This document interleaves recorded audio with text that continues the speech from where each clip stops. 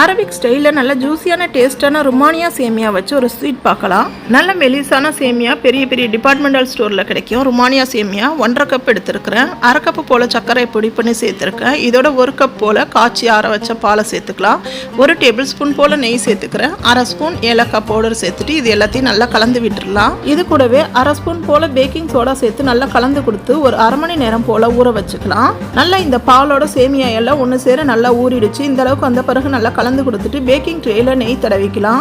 இப்போ ஊற வச்ச இந்த சேமியாவை இதோட சேர்த்து நல்லா பரப்பி விட்டுடலாம். இதை நல்லா செட் பண்ண பிறகு மைக்ரோவன் இருந்தால் 180 டிகிரியில் 1/2 மணி நேரம் போல் வச்சுக்கோங்க. அப்படி இல்லைன்னா இந்த மாதிரி பேனில் ஒரு 40 நிமிஷம் போல் பேக் பண்ணி எடுத்துக்கலாம். நல்லா வெந்துருச்சு. இது அப்படியே ஆறின உடனே அது உள்ளார ஸ்லைஸ் போட்டுடலாம். இந்த ஸ்வீட்டை நல்லா ஜூஸியாக டேஸ்ட் ஆக்கிறதுக்கு 1/2 கப்பு போல் சக்கரை சேர்த்து 1/2 கப் தண்ணி சேர்த்து ஒரு 10 நிமிஷம் போல் கொதிக்க வச்சு இந்த ட்ரேல ஊற்றிக்கலாம். இது மேலே கொஞ்சமாக பிஸ்தா பொடி தூவி ஆறின பிறகு சாப்பிட்டு பாருங்க. ருமானி ஸ்வீட் அம்புட்டு ருசியாக இருக்கும். டேஸ்ட்டாக சாப்பிடுங்க, ஹெல்த்தியாக இருங்க.